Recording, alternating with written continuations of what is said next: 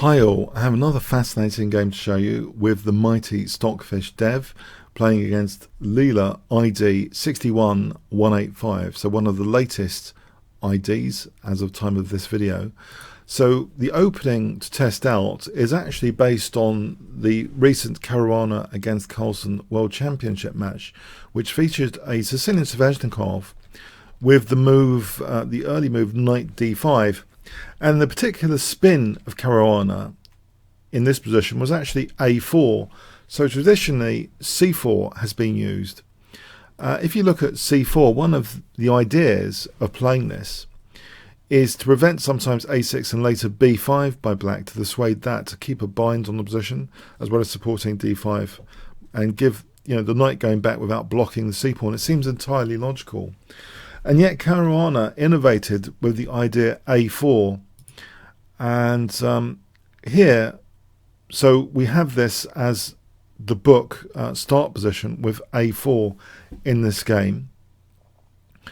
So Leela played knight d7, and now the chosen move by Stockfish DEV, this is by choice, was to actually play c4. And you might wonder, well, is this a big deal playing c4 here? I think Caruana's idea actually revolves around a parking space, believe it or not, the c4 as a parking space for the knight to come to c4 like this. This is one of the ideas, because sometimes there's pressure on these dark squares like b6 and a7. So that's one of the ideas. For example, bishop e2, bishop e7, both sides castling, king h1. Let's take this scenario. The knight can go to a3, and this occurred in the game Navarra against Carlsen. So Navarra, trying to imitate Caruana's idea. This is in Shamkir 2019. Eventually, Magnus Carlsen won actually from this position. In the World Championship matches, let's have a look. So instead of c4, keeping that parking space open, we saw, for example, instead of king h1, we saw b4 by Caruana. So completely different spin on it, using the c4 parking space for the knight. So this kind of position where white's coordinating on b6 and putting a bind on the b6 square. But Magnus managed to draw this particular game continuation. So that was one of the games, but also we saw not just king h1, well that's not Caruana, but that's the other game, but b4. We also saw bishop d2 from Caruana. So bishop d2 was an interesting test, and again we saw the use of c4 as a parking space for the knight. So interestingly, Stockfish and other AB engines tested from this position seem to not mind playing both a4 and c4. So you might think, well, so what? And I actually found this kind of fascinating. This position with a4 and c4 obviously, visually leaves b4 weak and gives a nice knight outpost on c5. That might not be the end of the downside story here, though. That might be the start of the downside story. As a metaphor, so say you have a conservatory with a bit of broken glass. It's not just c5. If you've got say you've got a neighbourhood where there's a lot of foxes around, so they break in potentially with the glass you just fixed. Okay, so you think they're not going to break in, but there's adjacent glass which they could sort of break through a window, right, and grab your cat's food. Yes, this is just very fictional story here. So in fact, you've got to fix all the adjacent windows and actually make sure that from the outside they can't, with their their nails, get the window out, tug the window. Yeah. So what's the problem? Is it just c5 or is it b4? Are there adjacent? To follow that metaphor, are there adjacent weaknesses, and why would they be significant? Surely in our wildest dreams, we can't really use these in an endgame, surely. Or can the king actually use them in an endgame, these weaknesses? It's not just c5, it's b4. Can the foxes, so to speak, break through via the other sort of dark squares or broken windows? So bear with me with this metaphor. Just have that in mind. the broken window metaphor. So a5, it does mean that black has volunteered b5 for that knight if it wants to revisit b5, but black has sealed up that c5 square without the knight being kicked now. So the knight's going to go to c5 quite comfortably without a b4. So we have bishop d3. Just to test knight b5 here, bishop e7. This is mostly harmless. It seems about even. This position, if bishop f6 is played, that's less committal than, say, e4. This seems the solid approach, and black should be fine, this position. If black ventures e4 here, then maybe white can build up later with an outrageous looking g4 and might have more chances with a slight advantage. But black doesn't really have to commit to playing e4. So these variations with knight b5 should be stable enough for black. But anyway, that's not tested. Bishop d3. We have bishop e7, queen c2, g6. This is a very interesting decision, g6. So Stockfish is prompting this without castling. And it's quite naughty as well because the rook hasn't moved. There's a potential of using the default rook sometimes, especially if there's a target, which there now is because of g6. You might think, well, why did Leela play g6 to give this target? Why hasn't castled? This is dangerous, isn't it? If h6, then, for example, well, that is a commitment as well of a weakness. And white should, for example, here stand much better. That's a disaster for black, losing d6. So let's try and avoid disasters. Say black castles here. Knight b5, this position seems actually quite comfortable for white. The extra weakness is going to be a bonus. White should have a small edge at least. So Leela refused that to play h6, played g6, knowing that there's a default rook here, still playing it. So h4 from Stockfish. We have a wild, crazy game now. White's not castling kingside, it seems, in a hurry. If white did castle here, and black castle, bishop h6, rook e8. This position should be about even, mostly harmless. Nothing to worry about. The knight's safely perched on c5. Thanks very much. So h4, this is uneasy now, surely. And in fact, Leela took on h4. So am I showing you Leela being completely destroyed from this gambit or not? That's the question. Taking this pawn, is it far too greedy? If black had just castled, then it's horrible anyway. This is just castling into it. Basically, white can try and castle queenside, and this is just a fictional scenario. It seems as though, because there's also this possibility of knight b5 at any time, that white's going to be tied down, and white can eventually use maybe the g file. It's just a fictional scenario. White's going to get an advantage here, at least, with g6 under scrutiny. Big advantage. So taking maybe is a lesser evil. Knight b5, bishop e7, bishop h6. So black has been stopped from castling. Knight c5. You might think, oh, hold on, bishop g7, rook takes h7 as a threat. If the thing is, if rook g8, this is the cure is worse than the symptoms, it seems, with rook g8 because of f4. And if takes, this position, d6 is again super vulnerable. That's horrible. Everything's falling apart. And if you try and play safer here with knight c5, then this runs into horribleness with that d pawn always being worrisome. White's got a big advantage. F-file pressure. It's huge for white. So lesser evil move, knight c5, not rook g8. Just allowing bishop g7 to happen. So bishop g7, white gets back the pawn. Is it with interest? Or is this one of those pieces like playing a piece down? It's a bit useless. It's inside the position, but with no particular venom. Is that the case? Bishop f8 is played. It seems there's no time for a bishop g6. It seems as though maybe rook takes g7 is threatened, and that will defend things. So we have bishop h8, bishop d7, king f1. And taking that knight, getting rid of that nuisance continual threat on d6, so that kind of frees up these pieces. Black does seem defensive at the moment. Bishop e7, rook a3, and this protects the rook. Actually, it's protected by the pawn on b2, which means maybe b4 sometimes will be a viable option without AB. So we have King D7, really surprising move now. King D7. And yeah, okay, it hits the bishop. That is kind of a loose piece, actually. So no time to take on F7. Bishop G7. And now another surprising move, King C7. So where is this king going?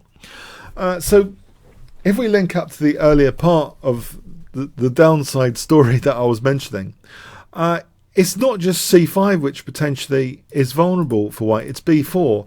And actually this king, by going this route, already it has signs that maybe, just maybe, it has ideas of marching in to the position in endgames. And to me, if this really is the case, that neural networks can conceive such a plan, and AB engines are routinely playing A4 and C4, then they're not seeing these endgames which are potentially fatal for them. So why is that important? Well, if the king enters via B4, it means maybe B2 is going to be weak. That means that maybe this is going to be a very strong outside pass pawn if B2 is knocked out. So being able to assess the impact of one broken window for the other ones and the foxes breaking in is actually a very important thing to be able to do, to not underestimate the ripples of weaknesses here. But can this really be proved from this position, that C5 and B4 are potentially fatal weaknesses or not? So very, very interesting. This is not the sort of thing that happened in the Caruana-Carlsen World Championship matches, because Caruana's idea, as mentioned, was to use C4 as a pivot square for the knight A3 to C4. Some unique ideas of A4 compared to the more traditional C4. So we have this scenario which can illustrate something very instructive. King G1, and the king marches on King B6. We have Bishop H6, and this bishop is wanted to be exchanged off, even at the cost of F7. So bishop takes, queen takes, rook takes F7. The rooks seem also rather uncoordinated compared to black's rooks. So black's position has a real elegance to it, that the knight is a juicy outpost square. The rooks are supporting each other. So B4, you know, black could be playing A takes, knowing that rooks are protecting each other. Hello, hello. So a solid position overall against B4. But can black really progress this position? Well, we see the move A4 because of the en passant rule. Any B4, AB en passant. Bishop E2. And now we see rook H8. So the immediate undertone of this is, you know, is there an H-file attack in the making here with these uncoordinated rooks? Bishop F1, rook H4, giving rise to the possibility of the rooks doubling. So G3, and we have rook AH8 because of that pin pawn. So threatening things like rook H1. So bishop G2 parrying rook H1. But now rook D4. So black has actually used this H-file as a pivot to get to that D2 square. Now that's a very important common square, it seems, in this position. Could it be used for simplification? If the queens come off, then maybe this fantasy king expedition can continue. Rook A1, rook D3. This seems a very interesting move, blunting the queen from G6. It turns out, actually, queen D2, queen G6 might not be all that great anyway for white. This position, it seems as though black's doing very well here as well. Great potential. C4's weak. If C4 drops, B5 drops. The bishop seems largely useless in this position. So anyway, we have, if we look at this, if not queen H6, then yes, there will be disaster. For example, like this could spell big trouble. Rook takes B7, and there's lots of tactics flaring up around the black king. For example, like this, there could be scenarios which are very favourable for white, or at least even potentially favourable or fatal. For example, here, if not E4, if knight takes, then this is getting horrible for black. So anyway, in a nutshell, all of this potential disaster scenarios, they're avoided by this cautious rook D3. So no possibility of any of that stuff happening. Leela just wants to get the queens off without too much fuss, with queen d2, it seems. Rook b1, queen d2. Do that without too much fuss. Maximize the king expedition. Get into b4. Take on b2. Win with the a pawn. That's the simple recipe here. Can we learn from these games? People often wonder if you can learn from chess engine games. I think in the past, with Stockfish, I would say no, not usually. Unless you want to sharpen your tactical skills. Here, we're seeing neural networks playing like positional gurus, basically, on weaknesses created from the opening to get advantageous endgames. We have queen takes d2, rook takes d2, rook f6. And okay, white already starts to realise this is actually a rather painful position already. White is starting to dawn on white already here. Technically, white is a pawn up and has realised it's not doing very well on its evaluations. And it doesn't take too much respite taking this other pawn. It's still 2 pawns up. And yet, if you looked at the Stockfish evaluation, it's now -2 for white. Bit of a paradox, isn't it? The thing is, it's the downside story which is being illustrated here. The king marches in, helps take on b2, and we have a winning pass pawn. Is this pawn worth more than all of these guys? It can be if it's turned into a queen, and these are nowhere near being turned into a queen. So we have king a5. The king marches in. Rook f6, king b4, rook f3. Okay, knight d3. So the king can further march into the position, creating a bridge. So bishop f1. If the desperate rook takes d3, this doesn't really help at all. The pawns are being dismantled. And in fact, the king can get aggressive and get the pawn in anyway. If you look at this again, if we look instead of rook e1, bishop g6, again, it's troublesome. Yes, once that b pawn's knocked out, the a pawn's worth its weight in gold. So bishop f1, knight takes b2. A pawn is now activated as a fast and furious, dangerous outside pass pawn here. So is this the secret reason why Caruana wanted to create a distinct idea from the opening, not using a4 and then c4 later? But ask any AB engine, and you put Caruana's a4 in, they'll end up playing quite often c4 after. They're just not understanding the endgame disasters that could result, and this is one of them. So rook f7, rook b8, c5. This looks rather desperate. D takes. f4, e4, rook e7, a3. The pass pawn is getting more dangerous.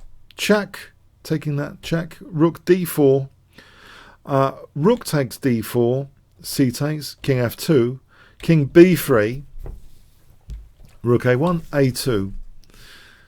g4. Has white got enough over here? These look a long way away. They really do look as though they need like lots of moves. We have knight a4, g5, king b2. Meanwhile, a rook is about to be won. After knight c3, a rook is won. And yes, the knight has locked out the king as well from e2 and e4 potentially. And is looking to munch d5. That's maybe the key point as well. But there are also some other checking possibilities, keeping f5 at bay. For example, knight e4 check, knight takes g5. Which actually is illustrated here. White plays, maybe just really annoyed, is these pawns pushed. The extra rook is going to help anyway against them. So knight e4 check, just picking up g5, it's hopeless. Yes, it's all over after d7 adjudicated. This game impressed me. I don't know if you've noticed, this game impressed me because it's like doing a little bit of research also about the recent Caruana Carlsen World Championship match. Because I was always wondering, actually, I wasn't quite sure, even though I'd annotated the games, why, what was distinct about the a4 concept. Caruana's distinct a4 concept was to use the c4 square for knight a3 to c4. AB engines seem to just want to play c4 anyway, not minding that, there's a real weakness on b4. The adjacent dark square weaknesses. But how do we actually know that those are weaknesses without envisioning endgame transitions? maybe neural networks are going to be better at that, detecting those sort of longer term weaknesses from the opening. So very, very interesting game example, and I thought quite instructive. I hope you did too. If you want to check out some key core lines, there's actually a free short and sweet course at Chessable, Kingscrusher TV / Magnus by I Am Chess Explained, and he does go into the A4 line and various ideas for black. But usually, if you want to be more prepared with C4, you know, it seems as though, as this game shows, if white plays both A4 and C4, it doesn't make too much unique sense in its own right. It just seems to be quite weakening. Okay, thanks very much.